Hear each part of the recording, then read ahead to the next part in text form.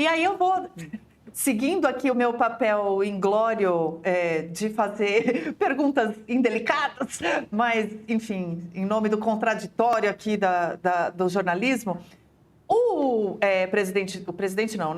ministro do CGU, o Vinícius Marques de Carvalho, deu uma declaração, assim, ele sim foi indelicado. Eu não vou ser indelicada de reproduzir, mas ele foi uma declaração muito dura sobre a pesquisa, sobre o ranking, né?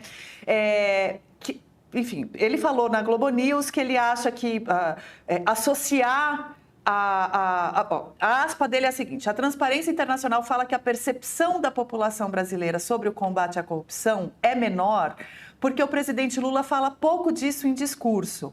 Mas de onde eles tiraram isso? Qual a correlação de uma coisa com a outra? Desculpe, mas isso é conversa de boteco. Eu queria, enfim, ouvir, né, aí a tua avaliação sobre essa declaração e sobre por que vocês associaram uma coisa a outra, mas eu queria aprofundar um pouco a conversa no sentido de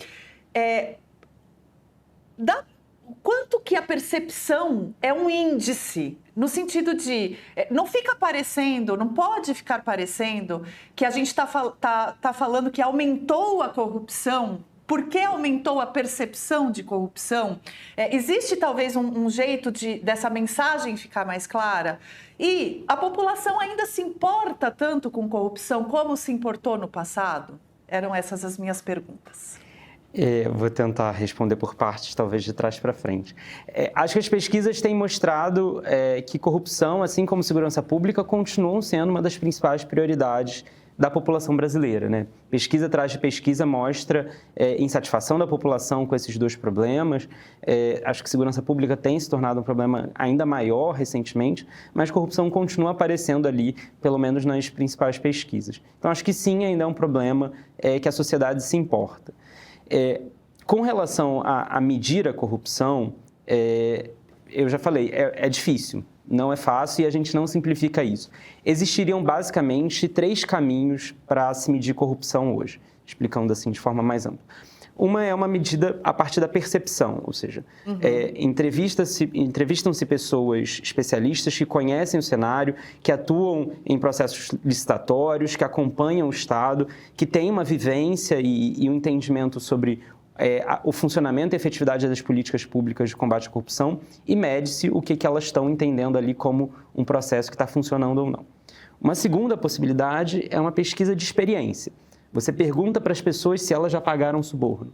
E aí, a Transparência Nacional já fez esse tipo de pesquisa, chama-se Barômetro Global da Corrupção, está disponível no nosso site, e se pergunta para cidadãos como, né, uma pesquisa de Ibope, você chega na rua e fala para as pessoas, bom, você, para acessar serviços públicos como saúde, educação, tirar um documento, entrar num tribunal, você tem que pagar algum tipo de suborno?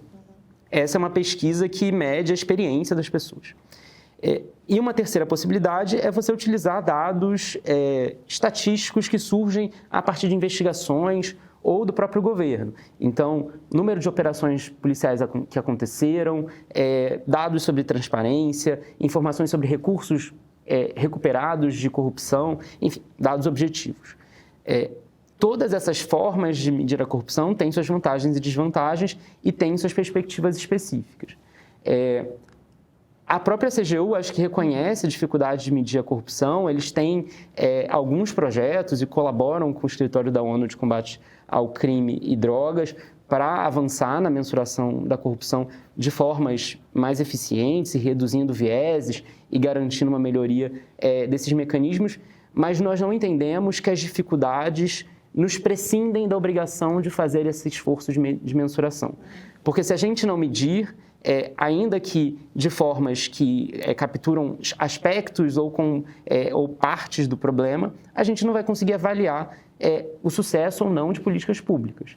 Então, a mensuração faz parte de qualquer ciclo de avaliação de políticas públicas e a gente entende que o índice de percepção da corrupção não só oferece um mecanismo de acompanhar a evolução temporal, mas também oferece um mecanismo que possibilita a comparação com outros países que se encontram em situações parecidas ou não. A gente não fez e a gente não faz uma inferência causal entre a queda do Brasil no ranking ou no índice de percepção da corrupção e determinado comportamento do presidente Lula. O que a gente nota apenas, e é um relatório em separado, que é um relatório de retrospectiva em que a gente avalia os principais fatos políticos do ano anterior, o que a gente avalia é que a principal liderança política do Brasil tem um papel, ou poderia ter um papel importante na promoção da agenda anticorrupção no país.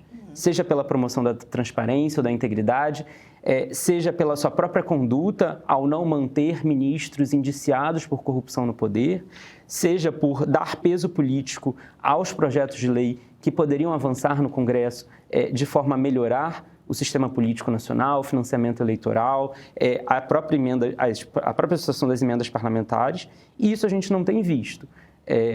A gente não vê o governo colocando seu peso político, por exemplo, atrás de projetos que poderiam avançar no Congresso Nacional. A gente não vê o presidente se envolvendo, por exemplo, nesse tipo de atividade, ou mesmo a Casa Civil, o Planalto, os ministérios ali que lidam com o Congresso, com a articulação política. Então, nesse sentido, o silêncio do presidente Lula, e isso a gente acompanhou e mediu em relação aos discursos, a gente sabe que também é um recorte do que o presidente Lula fala, né? Tem rede social, tem discurso, tem pronunciamento, entrevista. Nesse recorte que a gente fez, e a gente apresenta a metodologia utilizada, a gente não identificou que o presidente Lula se manifesta em favor da agenda anticorrupção. Pelo contrário, quando ele fala da palavra corrupção, ele fala justamente para atacar a luta contra a corrupção. Democracia é um negócio que é muito fácil de destruir e muito difícil de construir.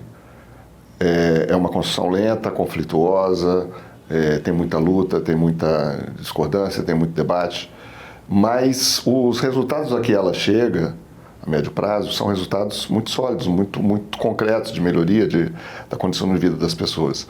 O que esse DOC deixa muito claro assim, quando a gente observa os últimos 40 anos no Brasil, o quanto a sociedade brasileira melhorou com a democracia, né? Isso é uma coisa muito importante de lembrar, especialmente num momento como esse, em que tanta gente está esquecendo, né? Por isso, eu convido vocês a ver o documentário Democracia, uma História Sem Fim, que estreia no streaming do Canal Meio no dia 18.